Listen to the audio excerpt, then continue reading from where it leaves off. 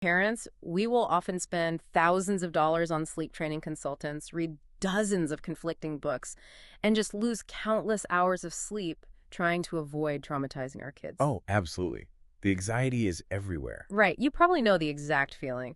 We meticulously curate every single aspect of a child's environment, basically convinced that if we make one wrong move, we are going to permanently damage their psyche. Like one bad afternoon will just ruin them forever. Exactly. But what if the actual blueprint for building an emotionally indestructible, like deeply empathetic human mind was actually perfected over a millennium ago, and not in a modern psychology lab, but in the harsh, demanding environment of the 7th century Arabian desert? It's fascinating because it forces us to confront our own, I guess you'd call it chronological snobbery. Chronological snobbery, I like that. Yeah, we assume that just because we have functional MRI machines and psychology degrees today, that we are somehow the first society to understand secure attachment or resilience. Which is just not true. Not at all. Yeah. Human neurology hasn't changed. When we strip away all the modern anxiety and actually look at historical child-rearing practices, we uncover this highly sophisticated, totally intuitive grasp of developmental psychology. And it was woven directly into the fabric of daily survival. And that is exactly the mission for our deep dive today. We are exploring the early childhood of Prophet Muhammad, specifically the years he spent in the care of his wet nurse, Halim. Right. But we are not just recounting a timeline of historical events here. We are putting this historical reality under the microscope of modern developmental psychology, attachment theory, and crucially, the massive blind spots in how we approach parenting today. Because the contrast is what makes this the ultimate case study. I mean, the historical events challenge the very foundation of what you and I might consider, essential for a child to thrive. So let's look at the actual scenario. Prophet Muhammad was born in Mecca, and after a very brief period of being nursed by a woman named Suvaybi, this infant, who is only somewhere between 0 and 2 months old, very tiny, is sent away from his biological family in the city. Right, which sounds so extreme to us now. Completely. He is sent to live with the Hevazin tribe, which was a nomadic community near Taif, to be raised by a wet nurse named Halimah bint Abi Dhuayb. Yeah. Now, the historical and practical logic behind this was totally sound for the era. The desert provided cooler, much cleaner air compared to the stifling, often disease-prone environment of Mecca. But Mecca was definitely a tough environment for an infant. Yeah, and these desert tribes were famously known for speaking the purest, most uncorrupted form of the Arabic language. So on paper, the benefits of clean air and a really good linguistic foundation, they make total sense. Sure. But pause and think about the psychological elephant in the room here. Sending a newborn away from its biological mother at merely weeks old triggers every single alarm bell in the modern parental brain. Oh, absolutely. Every single one. The immediate assumption is that breaking that biological bond so early just guarantees profound psychological trauma and lifelong attachment disorders. Well, I mean, I hear what you are saying about the historical benefits, but I actually have to push back a little here. Okay, let's hear it. From a purely evolutionary standpoint, a baby literally smells and recognizes its biological mother within days of birth. You can't tell me that taking a 2-month-old and placing them with a stranger doesn't trigger a massive cortisol spike and create a deep sense of abandonment. I mean, biology has to count for something, right? It does. Biology gives us the initial hardware, but the environment writes the software. Okay, hardware versus software. Exactly. The scientific consensus on childhood trauma points to a very different mechanism than just biological separation. Psychological risk and deep-seated trauma do not inherently stem from the mere fact of being separated from a biological parent. Wait, really? Because we are told the exact opposite today. I know, but trauma is actually born from chronic instability, neglect, and a chaotic environment. The infant brain is a remarkably adaptable pattern recognition machine. Okay. What it craves above all else, and what actually regulates that cortisol spike you mentioned, is predictability and responsiveness. Meaning the brain cares less about the actual DNA of the person holding it and more about whether that person just shows up consistently. Precisely. If a baby is placed with a wet nurse, an adoptive family, or any surrogate caregiver, the biological link is not the defining factor for long-term psychological health. The environment is the defining factor. That makes a lot of sense. Yeah, if the care provided is consistent, highly sensitive to the child's needs and deeply affectionate. Placing a baby with a surrogate caregiver is psychologically harmless. Harmless. Wow. In fact, in many historical situations where the biological family was facing severe stress or living in an environment vulnerable to epidemics, like a crowded city center, surrogate care in a safer environment was a fiercely protective measure. I want to make sure I'm visualizing this correctly, because in modern times, you see parents racked with guilt just dropping a toddler off at daycare for like a 3-hour stint. Oh, the guilt is real. It's intense. We treat the maternal bond like a wireless internet signal that is connected to one specific biological router. And if the child moves out of range of that mother router, the signal drops, panic ensues, and the child's development is permanently stunted. That is a great way to put it. But if I am understanding the neurology you were describing, attachment isn't a wireless signal at all. It's a physical bridge built through action. That analogy hits the nail on the head. The bridge of secure attachment is constructed brick by brick through thousands of tiny, repeated behavioral interactions. Yeah. When that infant cries in the middle of the night, does someone consistently answer? When they're hungry, are they fed with physical warmth and eye contact? When they're distressed, is there a calm nervous system there to soothe them? That continuous cycle of need and response is what physically thickens the neural pathways of secure attachment in the brain. So it's about the action, not the genetics. Exactly. It does not magically materialize just because two people share genetics. It is forged through continuity. And the historical record shows that the environment Halim provided was the absolute definition of continuity. Prophet Muhammad lived in that same home, integrating with that same family, and navigating the exact same physical environment for roughly 4.5 years. Which is huge. Right. That is an enormous percentage of a child's critical developmental window. Those first 4 to 5 years are when the brain builds its foundational map of reality. The map of reality. Yes. It is deciding on a cellular level whether the universe is a generally safe place that will meet its needs, or a hostile place where it must constantly be on high alert. And we actually have evidence of just how deeply maternal and protective that bond with Halimi became. There is a specific historical event that happens around the time he's 4 years old. Right, the incident in Mecca. Exactly. So the agreement was technically up, and Halim brought him back to Mecca to return him to his biological mother, Ahulmin. But when they arrived, there was a plague spreading through the city. A literal plague. Yeah. And Halim did not just fulfill her contractual duty, drop him off, and wash her hands of the situation. She actively advocated to keep him. She fought to take him back to the desert to protect him from the disease. Which is incredible. It is. Now, his mother and his grandfather, Abdul Muttalib, they initially refused. So he actually stayed in the plague-ridden city for about 6 months. But Halim's persistence highlighted a crucial reality. And they eventually listened. They did. Eventually, the family realized the massive environmental risk. They relented, and they sent him back to Halim's care for another extended period. Think about what that does to a 4-year-old's brain. I can only imagine. This is not a transactional relationship. Halim's instinct was to put herself between this child and a lethal threat. She was willing to risk the displeasure of his prominent Meccan family to ensure his physical safety. Ow! When a child internalizes that their primary caregiver is willing to fight for their well-being, it completely cements that bridge of secure attachment. The core psychological takeaway for the child becomes, I am inherently worthy of protection. Okay, so the surrogate caregiver model provided the baseline safety and the secure attachment.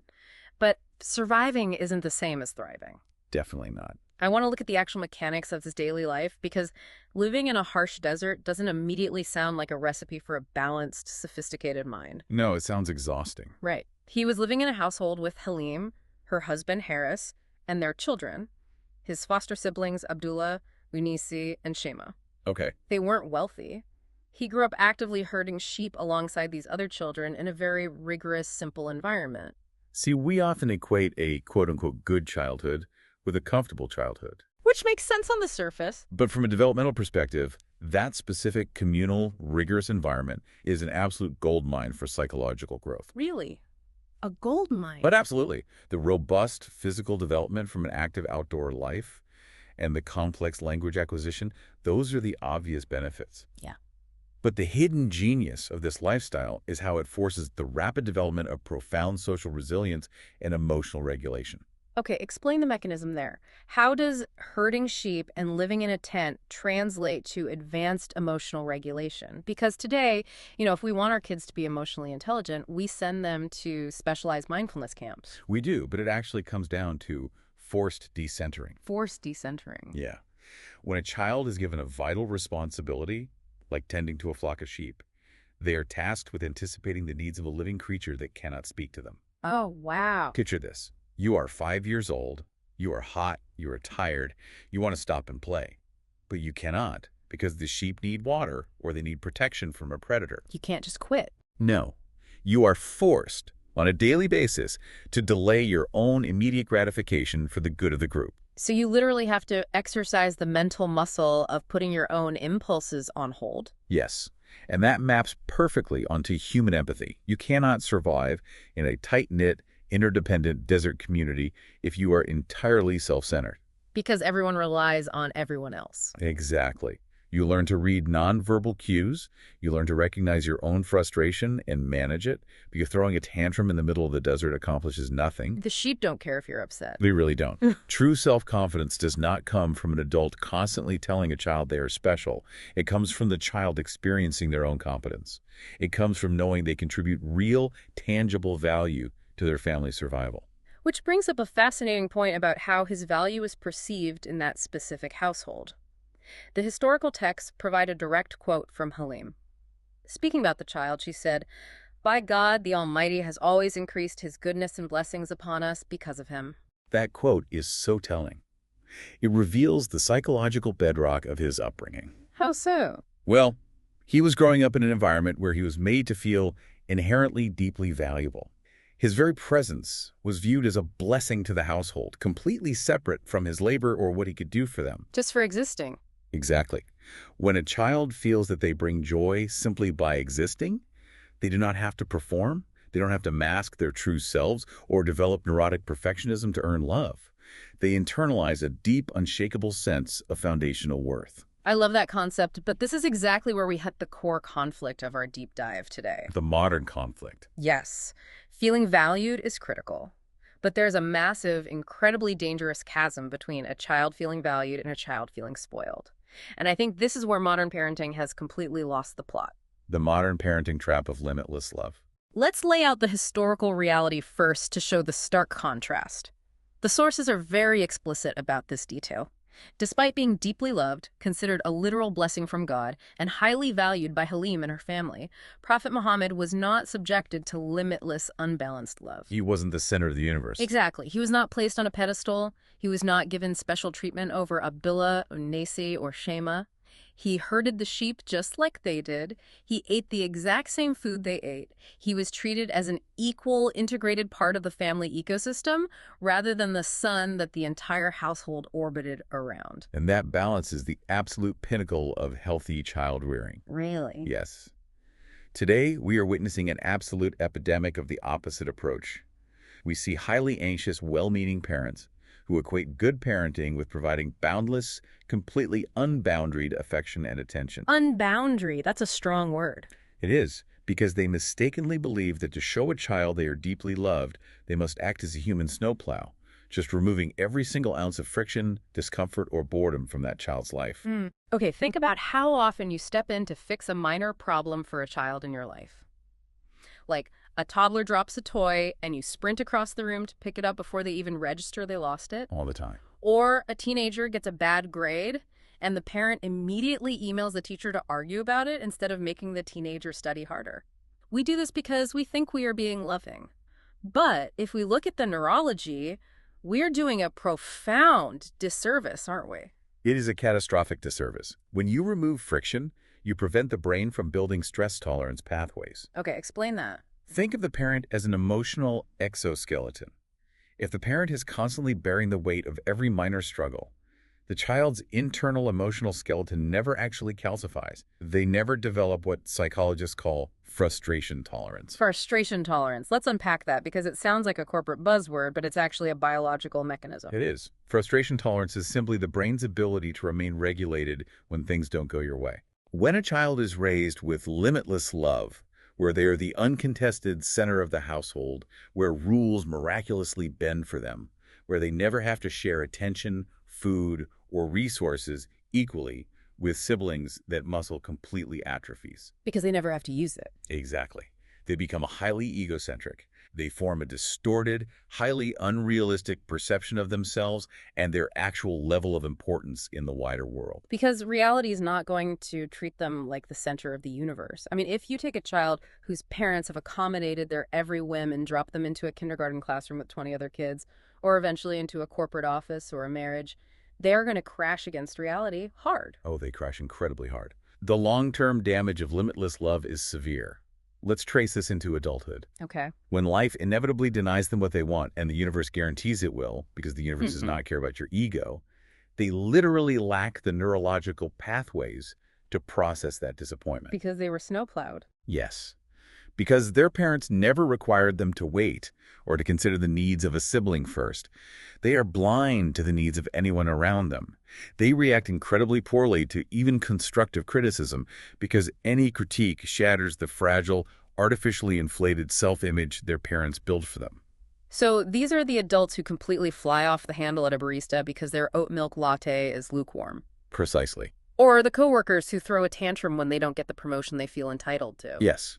They become impatient adults who are prone to sudden outbursts of anger, deep intolerance for differing opinions, and chronic, unrelenting disappointment. That sounds exhausting. It is. They are fundamentally unhappy people. And the tragic irony is that their unhappiness stems directly from their parents trying to make them perfectly happy every second of their childhood. The real world refuses to treat them the way their parents did, and they have no tools to cope with that rejection. Now, contrast that tragic modern outcome with the historical record we are analyzing. The contrast is massive. It really is. Halim avoided the trap of limitless love entirely. She loved him deeply, she protected him fiercely from a plague, but she also handed him a shepherd's staff and expected him to do his part. Because he was part of the community. Right. The love was bounded by reality. It was bounded by the communal norms of the tribe. And that is exactly why the outcome was so profoundly different. The boundaries Halim enforced were not a lack of love. Those boundaries were the crucial scaffolding that allowed healthy emotional regulation to grow. Scaffolding, I like that. Yeah, when you treat a child as an equal member of a community rather than a VIP guest, you teach them how to belong. So let's connect those childhood boundaries directly to the adult outcomes. Because if this historical deep dive is going to prove the effectiveness of Halim's balanced parenting, we need to look at the final product. We need to look at the documented traits of the prophet in his later years. It really serves as the ultimate empirical litmus test of that early developmental environment. Okay, so when we examine the historical texts regarding his adult character, they emphasize some very specific, consistent qualities. Immense enduring patience. Right. A deep, genuine empathy and care for people from all walks of life, an incredibly rare ability to accept criticism, actually seeking to understand a critique rather than immediately getting defensive or lashing out. That's a huge one. And above all, remaining remarkably calm, composed, and proactive in unexpected, highly stressful, or actively dangerous situations. The mapping there is striking. It really is. Look closely at those adult traits. Mm-hmm. Patience, empathy, grace under intense fire, taking criticism well.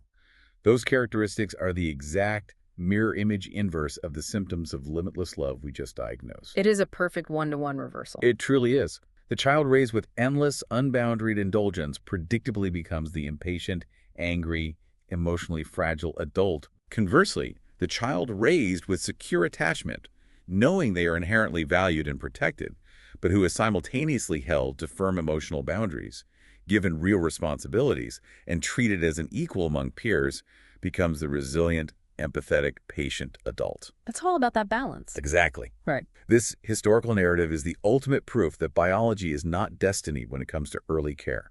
The environment, the consistency of the caregiver, and the presence of healthy boundaries dictate the outcome. Wow. Childhood experiences that pair deep emotional security with firm structural scaffolding create the healthiest, most adaptable human beings on the planet. It really is a masterclass in advanced child development, successfully executed centuries before the invention of the psychology degree. It proves that the mechanics of the human mind are a constant. What worked to build true resilience, empathy, and emotional intelligence in the harsh reality of the 7th century desert is exactly what is required to build those same traits today. So let's bring all of these threads together. Our mission today was to look past the surface-level historical facts of wet nursing and examine the underlying psychological wisdom. And we uncovered some incredibly powerful insights that challenge how we live today. We really did. First, we learned that trauma isn't caused by a lack of biological proximity. It is caused by a lack of consistent, sensitive care. The bridge of secure attachment can be built by anyone willing to put in the repetitive daily work of showing up, just like Chaim did. Showing up is everything. And second, we learned that balanced love that is deeply felt but fiercely protected from the modern trap of limitless, friction-free indulgence, is the actual secret to building lifelong resilience. And that contrast is the most compelling takeaway for me. We spend so much energy today frantically trying to engineer the perfect, frictionless childhoods for the next generation. We really do. We do it out of a genuine, desperate desire to love them well. But the neurology shows us that in doing so, we are accidentally stripping away the exact environmental factors, the equal treatment, the shared responsibilities, the absolute necessity of navigating frustration and delaying gratification that are actually required to forge a strong, capable adult character. It forces you to completely rethink what it means to actually give a child a good life. A good life isn't a life without struggle. It's a life where they are given the tools to handle the struggle. Precisely. And if the science shows that secure attachment requires continuity and consistent action rather than just shared DNA, and if it shows that true resilience requires healthy boundaries and shared communal struggles rather than just endless smothering affection, it raises a profoundly important question for you to consider. Oh, I like where this is heading. Lay it on us. Well, in our modern, highly isolated, hyper-curated lives, who are the Halons in your community, where is that broader village providing secure, balanced, boundary-rich care? It's a tough question. It is. Think about the environments we are building for the next generation. Are we actually preparing them to navigate the friction of the real world, or are we just exhaustingly, pointlessly trying to shield them from it? That is a phenomenal question to chew on as we wrap up. Are you building a bridge of resilience, or are you just hopelessly trying to boost a failing wireless signal while acting as a human snowplow? We will leave you to think about that one. Thank you so much for joining us on this deep dive. Until next time, keep questioning the consensus and keep diving deep.